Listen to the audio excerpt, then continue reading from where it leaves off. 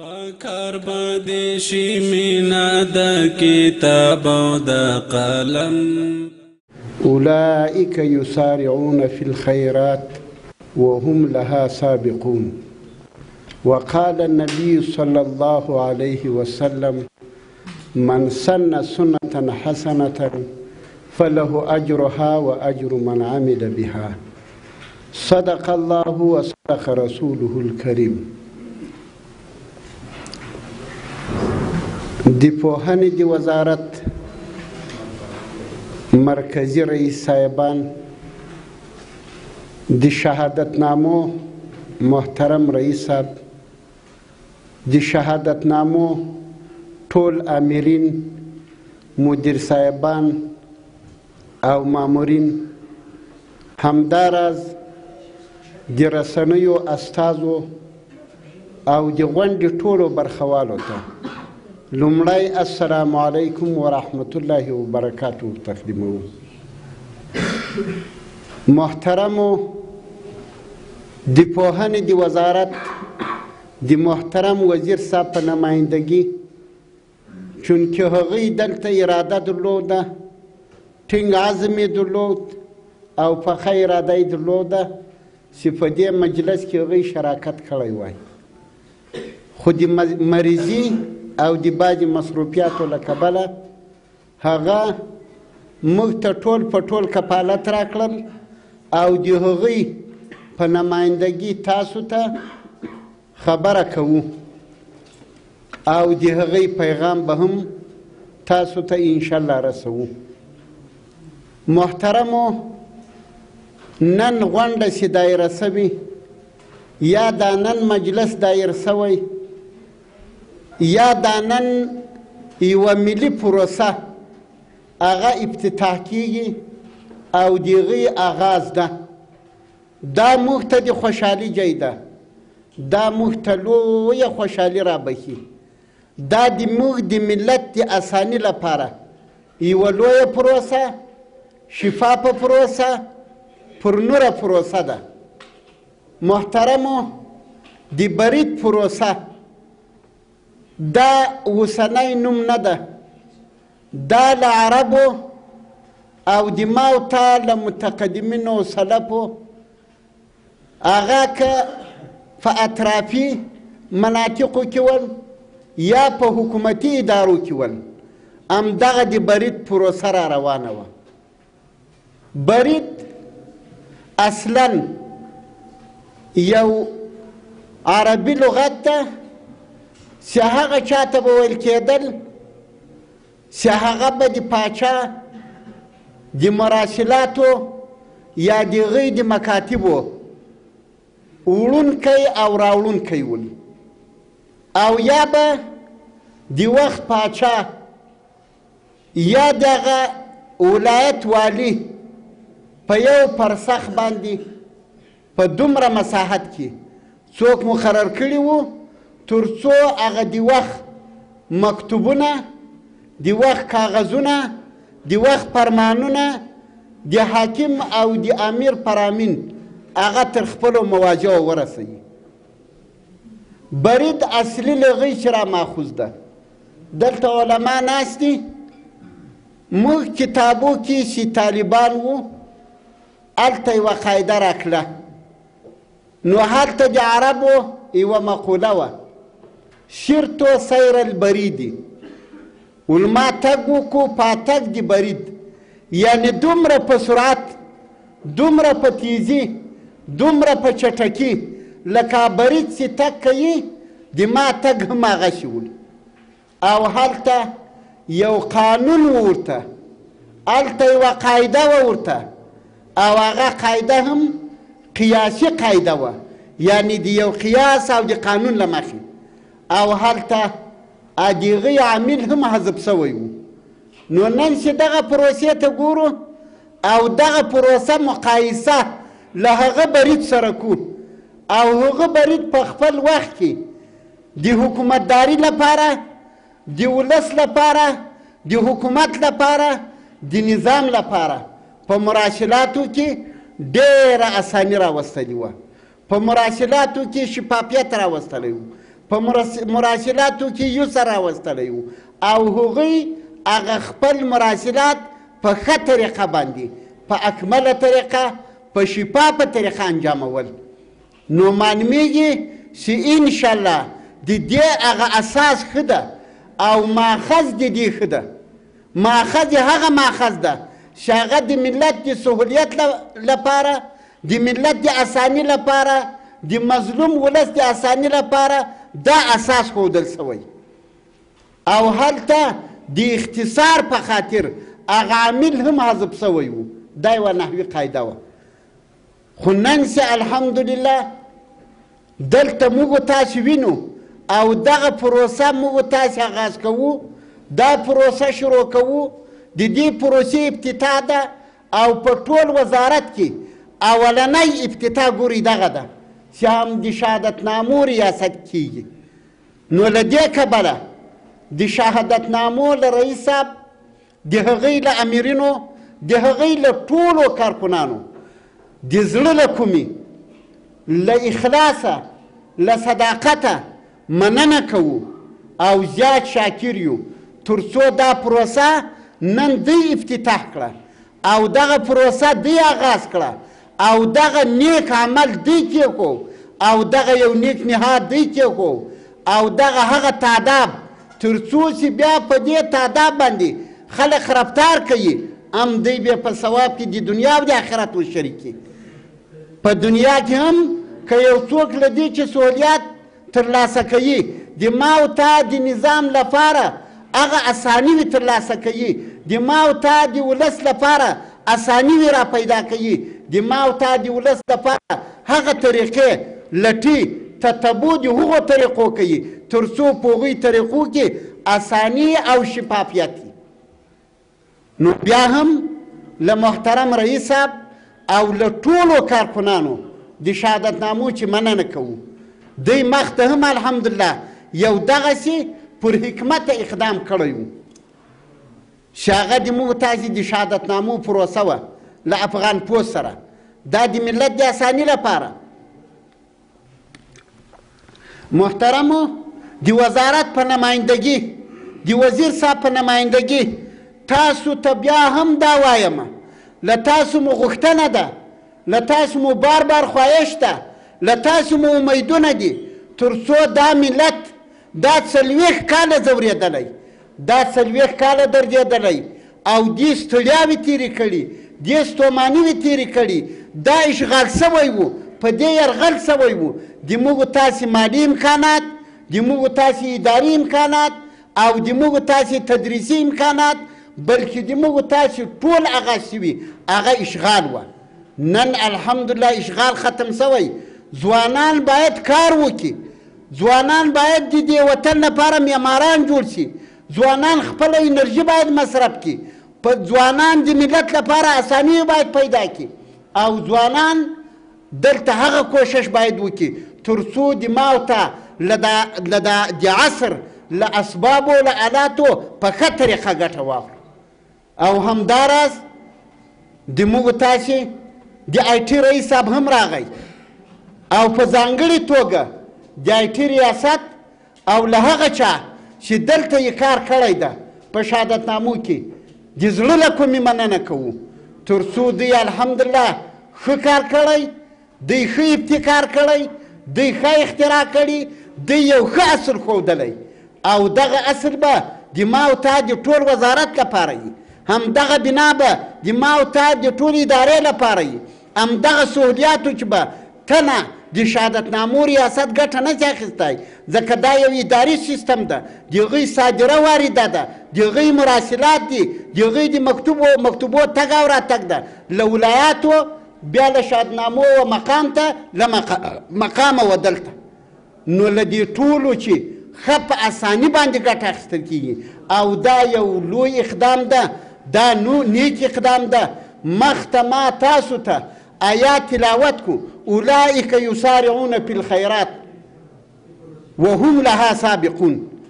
دا مؤمنان کوم کسان دي چې هغه مسارعت په خیرات کوي، هغه تلواره په نیکو کارو کوي، هغه نیکو کارو ته تر نورو تقدم کوي، هغه نیکو کارو ته تر نورو پرمختګ کوي، هغه نیکو کارو ته اول ورځي.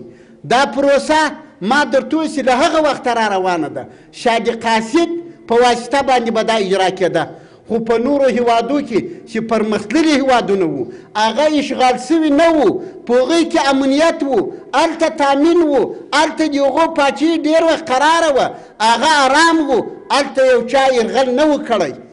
په هغوی کې مخته دا پروسه روانه وه.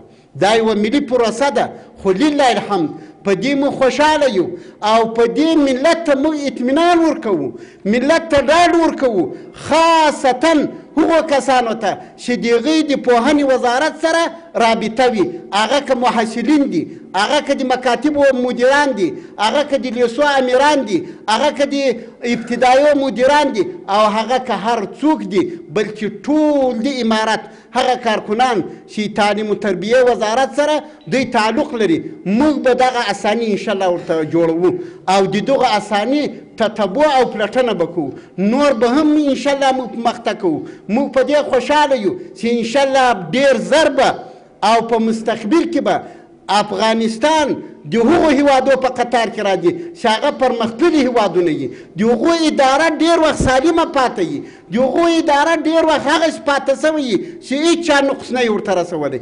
انشاءالله د افغانستان مظلوم ولس ته، د افغانستان مستضعف ولس ته، د افغانستان بیچاره ولس ته، د افغانستان هغه ولس ته چې 40 کاله د ما او تا په وطن باندې یرغل سوی و او دغه ولس یې شاته بیولی و. انشاءالله موږ دا عهد کړی، دا مو پیمان کړی، دا مو له خالق سره واده کړي چې دغه ملت لپاره به موږ شپه ورځ په ځان باندې مصروفه کوو، شپه ورځ به موږ کار کوو تر څو د دغه ملت لپاره اساني پیدا کړو او د دې ملت لپاره شفا په اداره راولو. نو ځوانانو، تاسو د دې ملت سرمایه یاست، تاسو د دې ملت راس المال یاست، تاسو په تاسو باندې د ملت مصارف کړي. ګورئ که وزیر ده او هغه که ادنا مامور ده، هغه د دې ملت په غوښو رالوی سوی. ما او تا باید په ملت عاطف پاته سو، ما او تا په ملت مهربانه پاته سو، ما او تا له ملت سره د اساني لار غوره کو، ما او تا له ملت سره هغه الفاظ استعمال کو چې ترحم الفاظ دي، د شفقت الفاظ دي، د مهرباني الفاظ دي، او دا ملت چې دا 40 کاله ځورېدلی د ما او تا په ښو الفاظو، په ښه روش او په نیکو اخلاقو باید د دوی هغه د 40 کالو مریضي هغوی ته شفا ورکړو. 40 کاله مریضي هغه د دوی باید ورکه کړو. 40 کاله په دوی باندې غم تېر سوی، په دوی درد تېر سوی، په دوی تکلیف تېر سوی، او د ما او تا په نیکو اخلاقو د هغوی هغه د 40 کالو مریضي هغه باید شفا پیدا کړي. نو تاسو باید څه وکړئ؟ خپل وخت باید مصرف کړئ. ګورئ د دې ملت، د ټول ملت سترګې و ما او تا ته دي، د ټول ملت سترګې و د نظام ته دي، بیا خاصتا د پوهنې وزارت ته. د پوهنې وزارت هغه کلیدي وزارت ته چې ټولو وزارتو لپاره مشتق منه دی ده، مبدأ دی ده. که هر وزارت جوړیږي هغه به یار د پوهنې وزارت چې وځي، لابراتوار ورته څوک ده د هر وزارت لپاره، هغه که مخابراتو وزارت ته، که دفاع وزارت ته، که استخبارات دي، که داخله وزارت ته، او که نور وزارتونه دي، هم لابراتوار یې ګورئ چې شی ده، لابراتوار یې همدغه د پوهنې وزارت ته. که پوهنې وزارت کې شفافیت و، تعلیم په ښه طریقه روان و، اداره یې سمه روانه وه، انشاءالله ټول وزارتونه به بیا فعالي، د ما او تا ټول ملت به په اساني کي، د ما او تا ټول ملت به په یسر کي، د ما او تا ټول ملت به په هغسې اساني کې وي. که هغه وزارت دفاع څوک مقرروي، که هغه وزارت داخله څوک مقرروي، که د وزارت دفاع کارکنان وي، هغه به له ملت سره بیا څنګه چلن کوي؟ هغه به د نیکو اخلاقو په معیار باندې چلن کوي. ځکه خو دلته به لابراتوار ورته څوک دي؟ لابراتوار ورته د پوهنې وزارت. نو ما او تا خپله انرژي باید بېجایه مصرف نه کړو، ما او تا خپل وخت باید بېجایه مصرف نه کړو، ما او تا دا د ملت غم باید را سره پیدا شي تر څو د ملت لپاره اساسي کار وکړو. یو له اساسي وکارو الحمدلله دغه نن د برید پروسه ده، او انشاءالله دا وعده موږ کوو تاسو ته به انشاءالله ژمن یو چې په هره طریقه باندې د تاسې تعاون کیږي، د تاسې همکاري کیږي او د تاسې تر شا به موږ ولاړ یو. تاسو باید خپله انرژي په دغسې امورو کې مصرف کړئ. نو یو ځل بیا د آی ټي ریاست او د شادنامو ریاست چې موږ مننه کوو چې دغه اقدام یې کړی او دا غوښتنه جنې کوو چې نورې پروسې هم دی پیل کړي تر څو د افغانستان اسلامي امارت هغه له نورو هیوادو سره هغه مساوي شي او هغه هسې خدمات وړاندې کړي لکه د نورو هیوادو دولتونه، بلکې تر هغوی اساني، بلکې تر هغوی سهولیت، بلکې تر هغوی ترحم، بلکې تر هغوی شفقت، بلکې تر هغوی شفافیت، بلکې تر هغوی نه خیانت. دا وعده کوو ټول مسیران. ګورئ دغه هغه مسیران نه دي چې دا له بهره راغلي، دا هغه مسیران نه دي چې دا د بل چا په لاس تربیه سوي، دا هم دغه د افغانستان په دې مستضعفه خاوره کې دا تربیه سوي او د افغانستان په هغه کم مصرف باندې دا ټول خلق تربیه سوي. ګورئ موږ تاسو باید دا فکر ونه کړو چې موږ به په نزد الله تعالی یا د مخلوق مسؤلیت نه لرو.